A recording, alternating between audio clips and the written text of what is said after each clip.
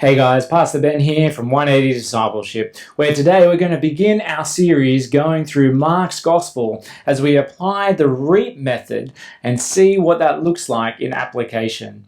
So we're going to start with Mark chapter 1 verses 1 to 8. And we're going to begin here by reading through and seeing what examinations I can make. I'm going to ask my questions of what are the facts? And the facts are, well, Mark starts with a very significant statement, that this is the good news about Jesus, who is the Messiah, the Son of God. Now, of course, that's a massive claim. And to put it in another context, if I said, here is Ben, the Son of God, you're either going to listen up or you're going to dismiss me as being an utter nutcase. So, with this big statement, what evidence does Mark have? And so he says, well, remember what Isaiah said 700 years ago, that someone is going to prepare the way. And that someone, Mark shows us, is John the Baptist, who rocks up wearing some funny clothes and has a very strange diet. But here we see that John announces that someone is coming that is going to be greater than him. So these are the facts of what is going on. And I think as we look at the faith, you see that it is John's faith, despite opposition, despite circumstances. Here he is trusting God that he is going to fulfill what he said he was going to fulfill. And then we look at the feelings. Well, what feelings?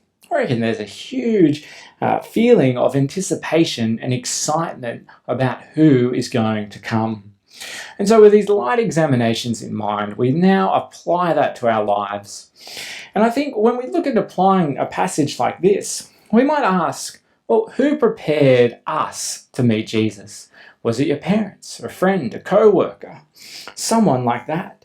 And then we also have to ask, well, someone prepared the way for us to meet Jesus, so who are we preparing their way to meet Jesus as well? Maybe we might ask, well, how are we trusting in what God has said despite the circumstances that we are facing? And then I'm going to pray through that. And I might pray something like, oh, dear Jesus, thank you so much for the people that prepared the way for me to hear about you. Please help me to prepare the way for others to come to know you as well.